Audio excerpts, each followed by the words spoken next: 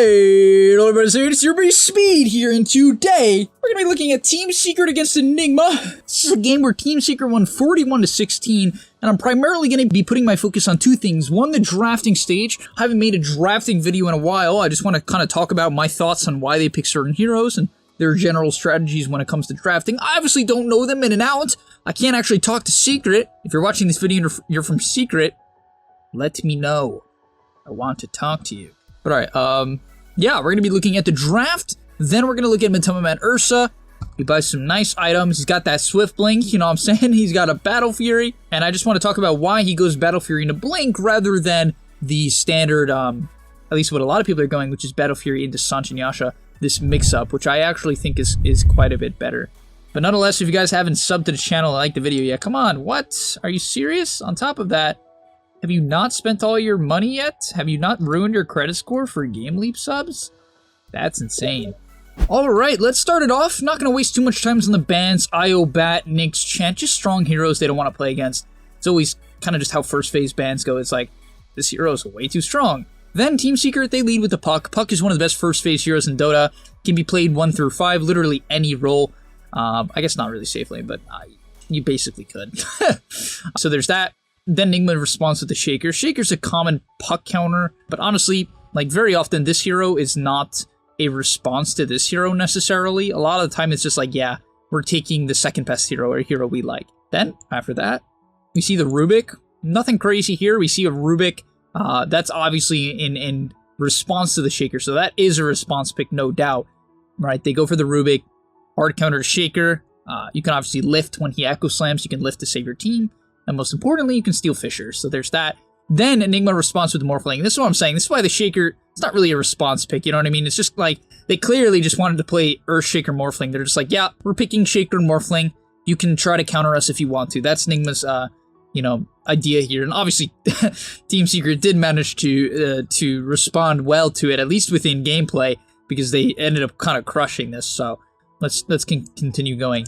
So in terms of bans, I'll skip ahead, then I'll pause. So what do we see here? We see an Oracle, a Beastmaster, and a Death Prophet from Team Secret. Very varying bans, which is interesting because a lot of the time when you see the second phase bans, they can be targeted for a role. It can be like, okay, safe laner, safe laner, safe laner. We don't want you to get these safe laners. For instance, let's say you pick your mid already, like you picked Odie and you want it to go mid. You'll ban 3 Odie mid counters and try to enable it. That's an option, but Team Secret and Enigma, neither of them are doing it, which maybe makes me feel like this is the meta, because these are obviously two of the top tier teams. So we see the Oracle ban. I think it's just like good with Morph in lane. It protects it. It also prevents it from getting bursted. Also, a lot of things that counter Morphling are like, you know, like Vessel and Purgeable things. It's like an idea for sure. So the Oracle can purge those things. Then we have Beastmaster, just a solid hero in Dota right now. It's one of the stronger offlaners, if not the strongest offlaner in Dota, arguably. And it works well with Earthshaker because, you know, you kind of just play alone. Beastmaster likes playing alone, and then Fissure can enable that. Then the Death Prophet ban.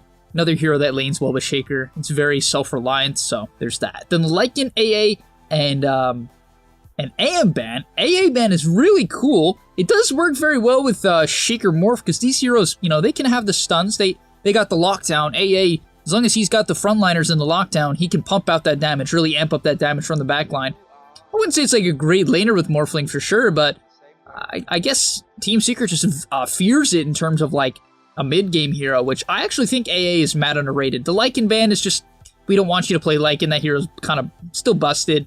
Morphling doesn't like Lycan either. It really amps up the tempo before he can come online. And then Animage. Animage tends to be a Morphling counter, but I don't know, it's a bit weird for sure from Enigma. Yeah, it is what it is. Enigma goes for the Prophet. Another hero that works well with Shaker in lane. It also keeps your draft open. You can put it as 5 if you need to, because 5 Prophet works very well with Morphling. It's a hero that, you know, just lane dominates, and Morphling, he needs a lane dominator most of the time to protect him. Then Team Secret goes for the ET, which I think is the most fascinating pick of this draft. Reason being is because, you know, Morphling is one of the highest armor heroes in the game. He's very hard to kill, but with ET and the Aura, you really, you know, punish that. Morphling's armor comes essentially solely, yeah, it's solely from Agi, right? Him shifting Agi and buying Manta and E-Blade, right? And ET counters Agi armor, right? The natural armor. So there's that. It's also a great hero against Prophet, right? You get a lot of damage from the Treants in the laning stage. So if you happen to lane against him, you get a lot of damage there. And that's why it's a fantastic ET game here. I really like this pick. They already have good lockdown from these heroes, like the instant catch.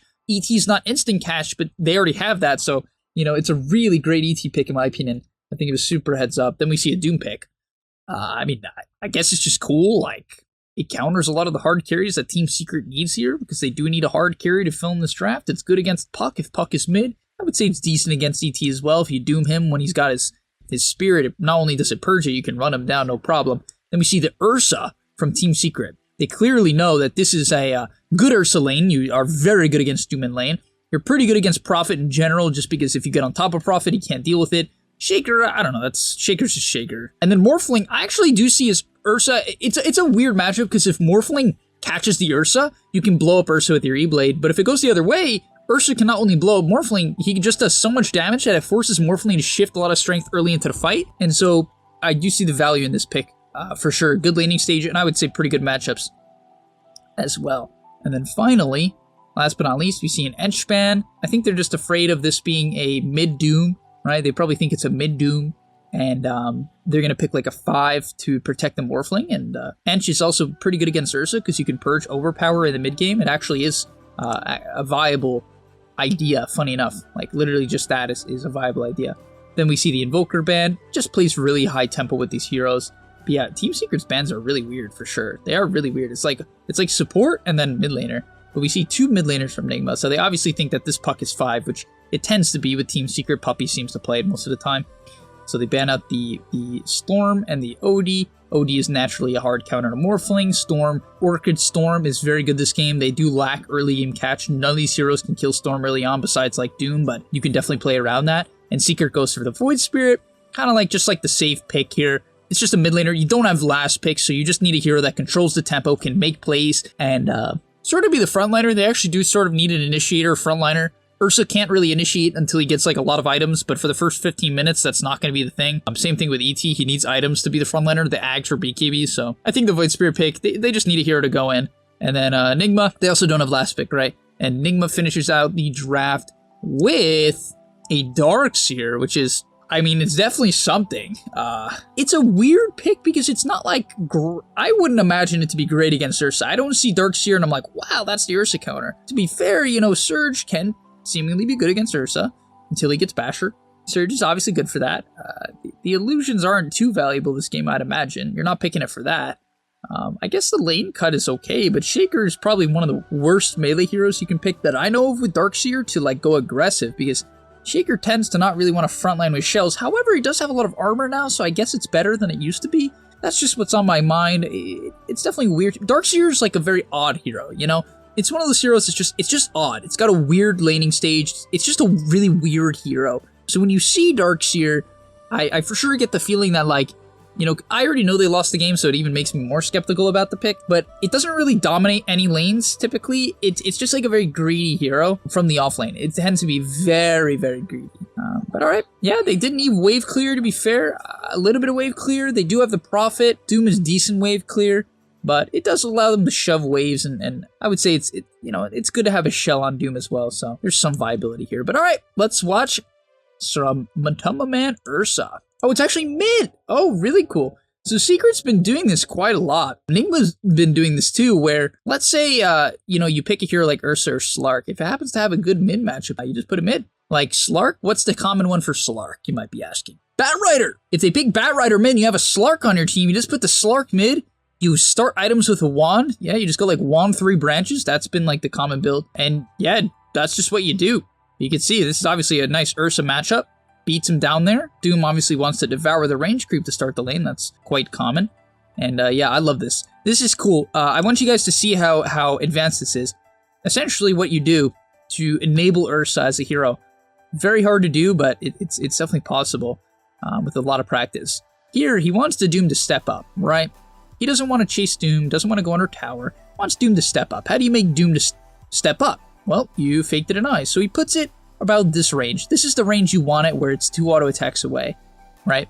So he does that, baits Weehaw in, Weehaw realizes that is what's happening, and he just gets a couple autos. You can't really tank the wave too much though. Keep in mind, your hero, Fury Swipes are not that good at level 1. They are really, your biggest spike is level 3. Fury Swipes at level 1 are incredibly overrated. You still can bully people. It still does a decent amount of damage, but that was a sick deny. But yeah, it's definitely overrated. However, once you have this Fury Swipes, it's mad value. Now, why do I think you should take Fury Swipes? I think this Earthshock stuff is so overrated. The reason why I think this is because it's 30 mana. It's 30! 30!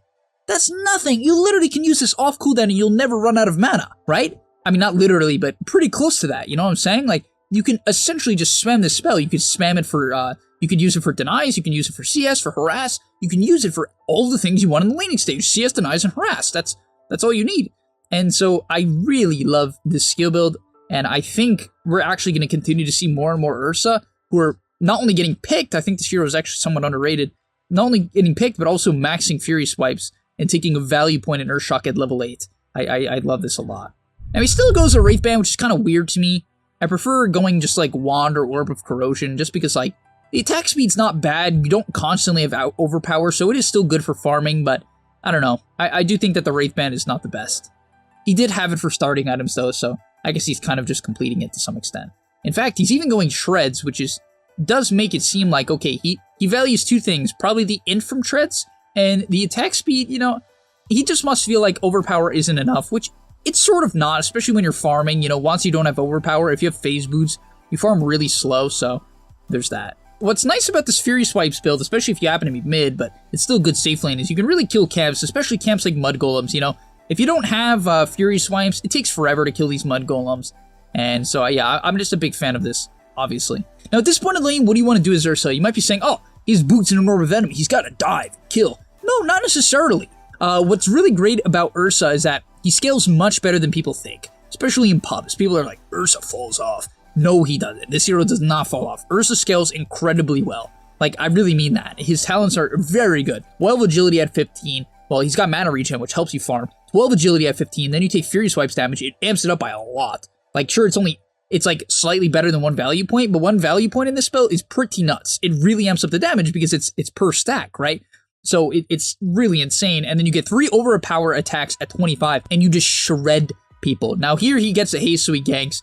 But keep in mind, guys, unless you get like a haste like this, I really don't recommend ganking almost ever. It sounds weird, right? But unless they're literally under your tier 1 tower, or you happen to get a haste, or there's bounty runes coming up and you think it'll just be like a free kill, don't show up. Now, the next thing I like to talk about is his ulti usage here. People think the ulti does damage. It does not do damage. Do not use it unless you're trying to finish off a kill and they're slowing or stunning you, or you're dying, like you're getting gone on. So here, why does he ulti? You might be saying, Speed, he didn't need to ulti. He just doesn't want to get kited out by GH here. He doesn't want to get W'd into Fissured and then have to chase someone to the tier 1. That's literally the only reason, right? That's the only reason. So when he sees the animation coming out, he ultis. That's just so he like basically can't get W'd into Fissured. You know, the cast point just isn't good enough, and so he secures the kill without having to overextend. That's literally the only reason. Other than that, you don't want to ulti for kills. Now, at this point, he starts jungling. And this is great. You really need a mana item on Ursa, especially pre-year 10. Your hero can have a bit of mana issues. You know, even though your W is not expensive when it comes to mana, you still want to use it off cooldown. Like, you want to use this as much as possible. Second thing, you want to use it,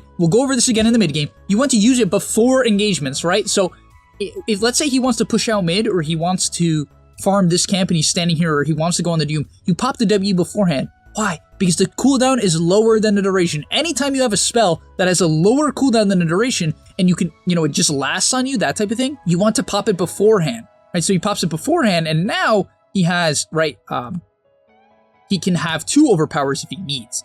At this point in the game, he's a bit afraid of getting ganked, which is pretty reasonable. Doom 6 with a Prophet TP. It's pretty bad. You can't even quelling out of the trees because you're doomed, so yeah, he has to be quite afraid.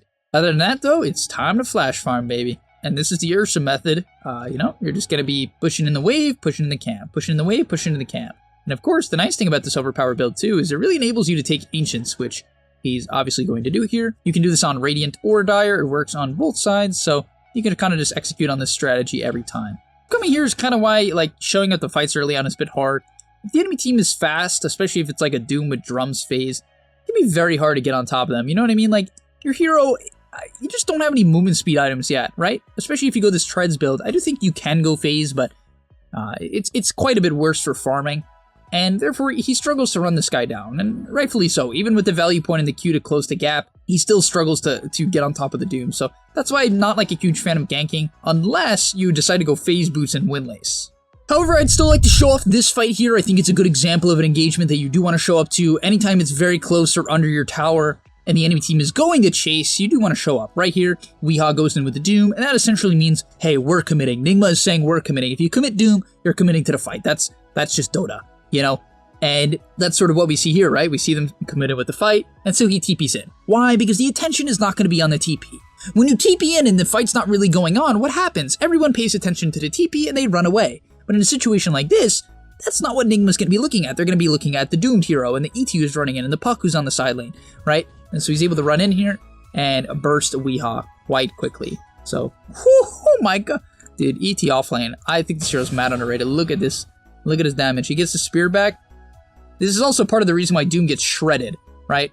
Like, these auto attacks just club. Oh. And then Kuroki, poor guy. Now, once you get Battle Fury, the game plan doesn't really change. You kind of just push in the wave that's closest to you, and then kill the jungle camps, and then you kill the wave, and then you run to the Ancients, and you kill the Ancients, and you do it over again until you have a Blink Dagger, and then when you Blink Dagger, you can fight, right? You definitely have that option now. Quick little efficiency play. Anytime you're farming a camp that's close to a cliff, if you need to go over it, chop the tree, hop over, you know, a little shortcut. It's like a Mario cheat code. Know what I'm saying? The next thing I'd like to mention about URSA is when it comes to Roshan. This is a hero that's notorious for Roshan. But you can't do it without teammates when you have Battle Fury. You just can't. You can't. So don't try. Unless your Rubik happens to steal Treants, or you have teammates that want to tank for you, right? Then when that's the case, then you can obviously take Roshan, and that's exactly what we'll see here. He's going to send the Treants in one by one so they don't slam. Nice play by the Rubik, and they will snipe up the Roshan. So yeah, just keep that in mind. You cannot take it without teammates, and you won't waste your time. Alright, skipping ahead here, I'd like to go over why I think the Basher and early BKB build is the way to go. Now, to be fair, you know, Blink Basher is the same cost as Sanjin Yasha, but I do think that very often what happens with a lot of URSA players is that with the Sanjin Yasha, they still get kited, just because you still have to run into the fight, you know? Still have to get in, and Yasha movement speed isn't anything insane. It's nice, it feels good, but I don't think it feels as good as Blink Basher. And so when you get the Blink Basher, here's what you do.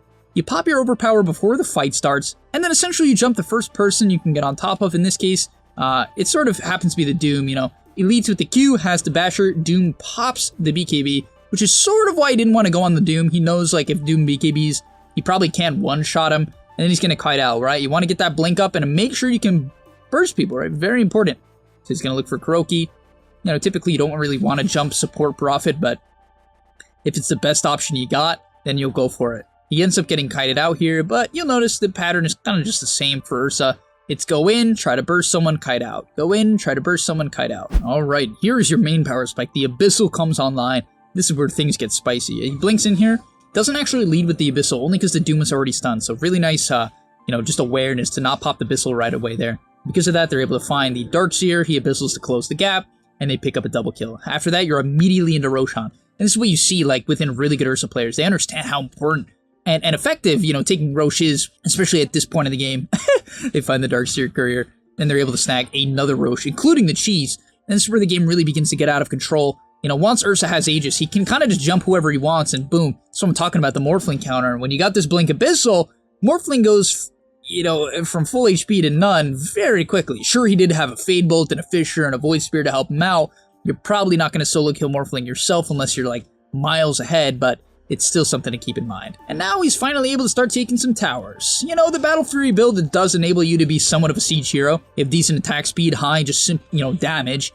And, yeah, he's going to continue to kind of just put map aggression. You can see his positioning here, very far up. With BKB and Rage and an Aegis, it would be a real sin for him to be jungling here. You know, it'd be a big misplay for him to let up his map aggression. So instead, he's going to, you know, cut some waves, take some towers. And at this point in the game, it's fine for him to take towers. Previous to this, notice how he didn't siege a single tower, not one. It's because you're playing URSA. If you walk up to towers, you're going to delay your timings, you're going to be showing on the map, and you're not going to threaten anyone. Do not do that as URSA. The only reason why he's doing that now is because the enemy team literally has to sit in their base because they know they're this far behind. Other than that, they kind of have to, like, I guess, you know, technically they can smoke gank, which they do here. But now, because they leave the base, he can take a pretty dang easy fight. He's just going to run at really the easiest target he can. And that happens to be the Doom and the Prophet a lot, just because of their natural positioning. Both of those heroes don't have a problem frontlining. Yeah, Prophet doesn't care about frontlining when he's a support. He wants to take the attention. One more quick example. Remember, pop overpower. Even though in this case he already had a charge, it was running out, so he pops another. Right, just please keep that in mind, right? You need to make sure you have multiple of these, and once you have this, look at his damage, you know? He even misclicked once there, and he nearly solo kills the Doom. If he didn't get stunned or anything like that, he might have been able to. Personally, I'm a big fan of going Deso at this point in the game, but he obviously needs the Lincolns here just so he doesn't get doomed, right? If he gets doomed, that's the only way his team loses the fights. He is obviously the carry, he's the main damage dealer, so he just can't afford to get doomed late game. But he can certainly go on the Doom, and that's exactly what we see here. Oh, that is nasty. Look at this initiation. Pops a Swift Blink for the extra damage, leads with the Abyssal, 9 overpower attacks, and boom, Doom is gone. On top of that, he does pick up the Shard, and I'll be honest, the Shard is much better than I thought it was. If you don't know what URSA Shard is, every 6 Fury Swipe on a single target, it causes you to get enraged for 1 second, and you know, at this point in the game, you're gonna get 6 hits on someone pretty reliably with the Abyssal, especially with your overpower talent as well. And so it just pops into rage, and you know, it ends up doing a lot.